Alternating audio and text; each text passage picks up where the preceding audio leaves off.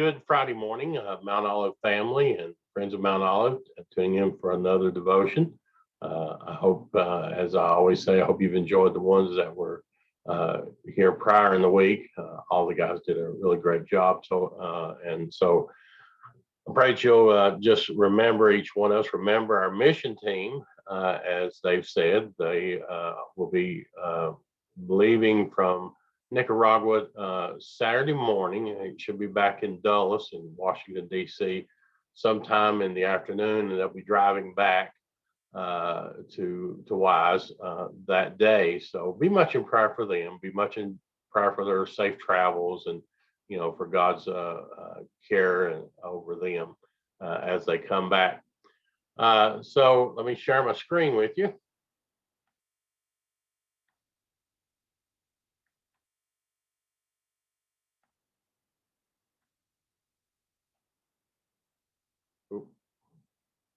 I'll get there in a minute. So I felt this little image when we. Oops, it's not going to stay there. That God looked for one godly man, and that was the verse. Ezekiel 22:30 was the verse that Jason used in his message from Sunday, and I thought his message was a very good message for the day and time that we're living in. So let's look at that verse. Ezekiel 22:30 says, "And I sought for a man among them that should make up the hedge and stand in the gap before me for the land, that I should not destroy it, but I found none." Now, this verse has been the centerpiece of the devotions this week. It's a very timely verse, and it was a very timely message for the day and the time that we live in. The question is this, are we standing in the gap? That's the question that we all individually need to answer. Not the church, but the church of each one, each denomination, each name. But are we individually standing in the gap? I can't add much to the previous day's devotions. Each one, like I said, has done a great job, and they've given us all a whole lot to think about. So I did think about this. I said, things that happen when we don't stand in the gap. In 1962, prayer was taken out of the schools, basically. That's when the Supreme Court passed the ruling that it would be illegal to have prayer in school.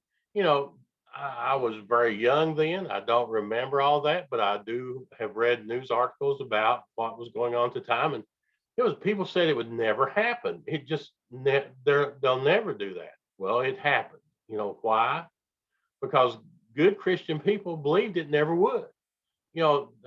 Our belief has always been our country was built on the Bible. It was built on God. Well, be careful that we don't put too much trust in our elected officials and judges to do the right thing, because sometimes, as we found out, that something that we never thought would happen did.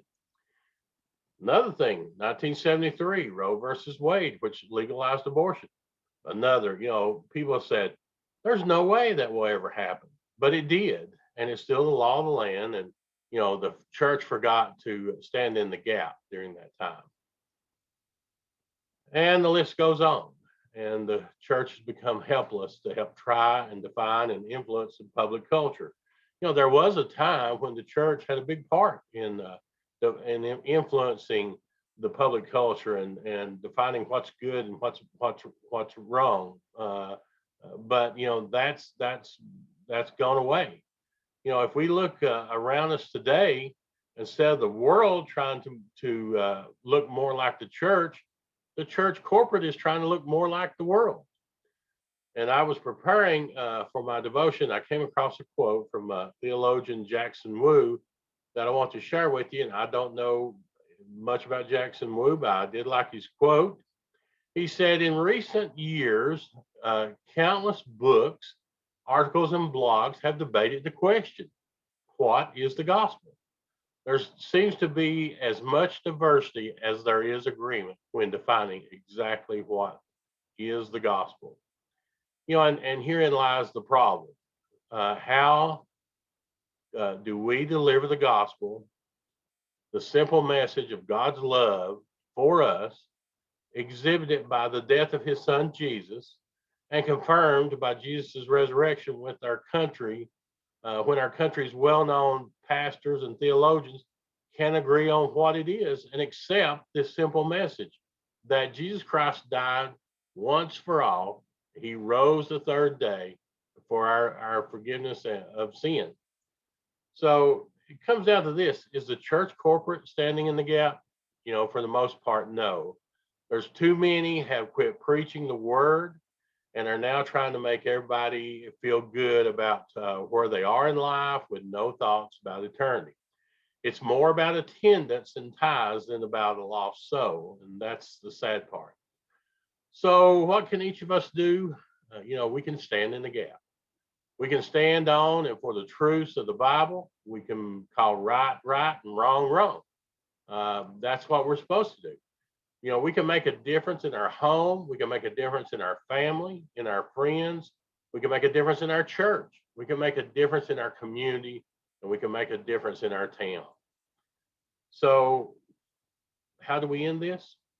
Basically like this: we need to be ready that when God looks for us, we will be found standing in the gap. So I hope you have enjoyed this devotion for today. I hope something has been said or done that will make you think a little bit about, our place, each one of us. Each one of us has a responsibility. The Bible tells us that we are to redeem the time. Now, what that means is that we're to make good the time that God has given us here on this earth. We can't have that fortress religion that we get saved and we're just going to hold down the fort till Jesus comes. No, Jesus said, go out and win the lost at any cost. So let's make sure that, we're doing that. I hope to see you in church Sunday. Like I said, once again, be praying for our mission team as they come home. We're looking forward to seeing and hearing the stories of what God has done in Nicaragua. So hope to see you Sunday. Thank you very much. Love you all.